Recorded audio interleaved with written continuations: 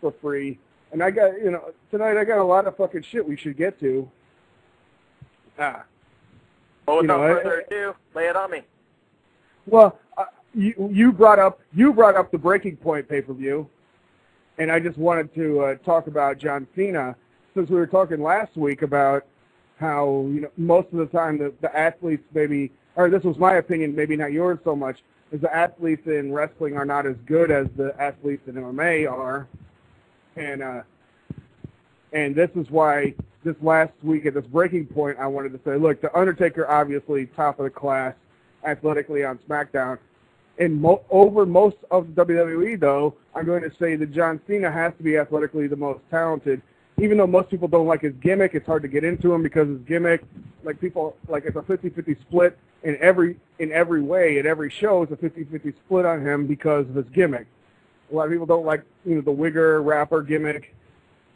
They don't like the Superman gimmick. But the fact of the matter is that his heart is so big that he just is above everybody else athletically. And you saw it this week on Breaking Point because he just wouldn't give up against Randy Orton. And Randy beat the fucking piss out of him for most of the match. And John Cena eventually was able to come back and get Randy to fucking tap out at the end of the match. So you see it just once again. But a lot of times people don't like somebody to win all the time. But you know what? If you're athletically more gifted and you got more heart, and you're that much better than most of the other guys, you're gonna win more often. And a lot of people don't like that. They don't like to see somebody win all the fucking time. Well, you bring up a very interesting point where sometimes heart and desire alone is what you need. Maybe you aren't as athletically gifted. But if you want it enough, and somebody else hasn't been taking it serious and hasn't been training hard, then you might be able to pull it out. You see that, AJ Styles goes against bigger guys all the time and comes out on the winning end a lot of the times because he really wants it. He wants to prove that he's the best. He works hard at what he does. Because you could say, a lot of people want to draw comparisons. They want to say, oh, they're trying to push John Cena like a Hulk Hogan. But they don't understand that at the time that Hulk Hogan was the most athletically gifted guy at the time. There wasn't a bunch of big, giant dudes like him around. He was going to beat everybody because he was just much bigger. And by the time he fought Andre at WrestleMania 3, Andre was over the hill wearing a back brace. He had a foot in the grave almost. He was definitely going to beat him. But at that time, wrestling had a lot of really big, fat guys and a lot of, kind of smaller guys. Compared to Hogan, of course, Yeah, people don't realize, Hogan, they had big guys, and they had muscular guys. Superstar Billy Graham was a huge muscular guy, but he didn't connect with the crowd that way. Hogan had the charisma to work the crowd, and the crowd gave him the ability to win lots of the times. It's like you see it where even in football, if you're home field advantage, and every city that Hogan was in, that was his home field. And that's what Cena does. He has the ability to connect with a lot of people, and he has the heart and desire, and people get behind him for it. Yeah, but see, that's the thing though. With Cena, the crowd is usually split 50-50. He gets booed out of a building a lot of times. Hogan never got booed out of a building. And what I'm saying is that at the time of Hogan, it was a different athletic era. It's sort of like how Babe Ruth was a different athletic era than Barry Bonds or whatever these Mark McGuire, whoever baseball. I don't even know anything about it, but I'm just saying if Barry Bonds was playing when Babe Ruth did, Babe Ruth wouldn't even know who the fuck that was. If you took him back and put him back in that time, with the juice and all the fucking athletic training and the nutritional fucking aspects and shit like that.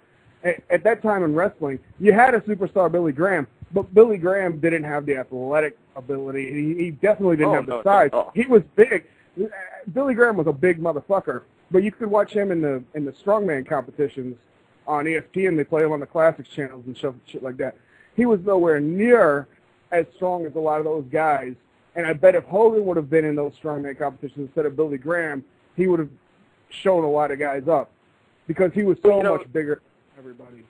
Something else to touch on about Hogan versus the whole Cena thing is, it wasn't common knowledge, but for the people buying the magazines then, I think Hogan garnered just all around more respect from fans that maybe would have turned on him and not liked him, except for they knew about his history in Japan and how much well-rounded he was. He didn't always pull out all that stuff because he didn't have to, but he had it. He had it in his back pocket if he needed it. Yeah, he definitely had it in the bank. And even now, a lot of people from the United States that have watched Hogan, they never saw any of the tapes, which, I don't know, you probably could see them on YouTube. I don't even know, but I have a lot of that shit on video, so I can watch it myself. Cena's a good fighter, but, I think a lot of times he doesn't garner that same respect because he doesn't have that kind of background. Which maybe he doesn't need it, Right, yeah, it's possible. I don't have a lot to say about Cena. I don't watch the product. Right, yeah, exactly. You don't watch it, and I watch Raw, and I try to catch the pay-per-views when I can. Well, I did happen to catch this last pay-per-view, which was, I thought it was pretty good. And tonight, but actually, there's a UFC fight going on right now. As we're speaking, it just started, and I wanted to talk about this. Well, first of all, there's a guy fighting, and I'll say this for these fucking guys. You don't even know who the fuck they are, which is the difference between the WWE or TNA or pro wrestling in general and UFC. This is the biggest difference, is that you don't even fucking know who the people are fighting in UFC. So you can't really get an emotional investment in them unless they're the top guy.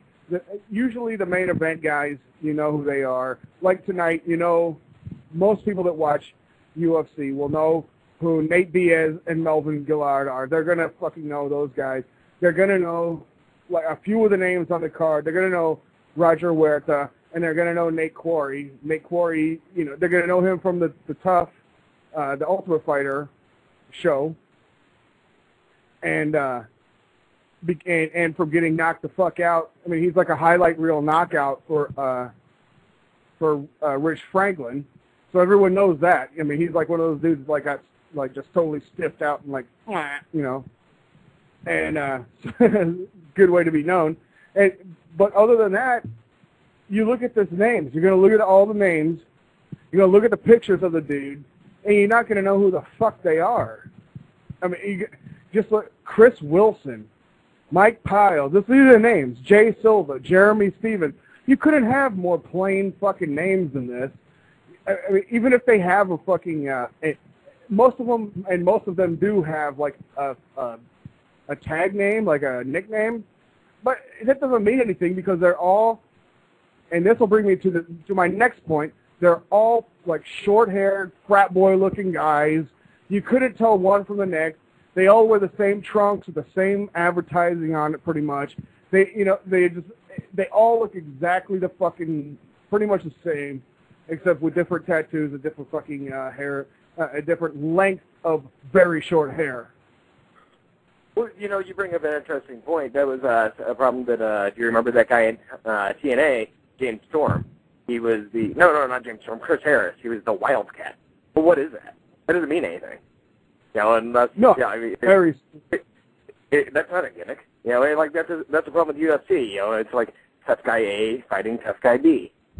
In fact, that's becoming a problem with the WWE, where they used to have characters. Even in the Attitude Era, they had fucking distinct characters. You knew who the fuck they were. Nowadays, they just throw a dude out in trunks and boots. The one thing that sets them apart from UFC was the character, because they would take a guy, give him a fucking name and a character, and tell him to go out there and fight in it. And so you knew the fucking Red Rooster. Even though you don't even know who the Red Rooster is, you don't know who the Boogeyman is. You know who the Boogeyman is. But you don't know. Let me ask you. Do you know Tim Credeur? No, you don't know him. But if Dana, and I'm not saying that Dana White should fucking do this, but the guy maybe. But they need to market their guys better. They do fine on their own. I can't give them a new business plan, but they would do a lot better to not make it more entertaining, but at least to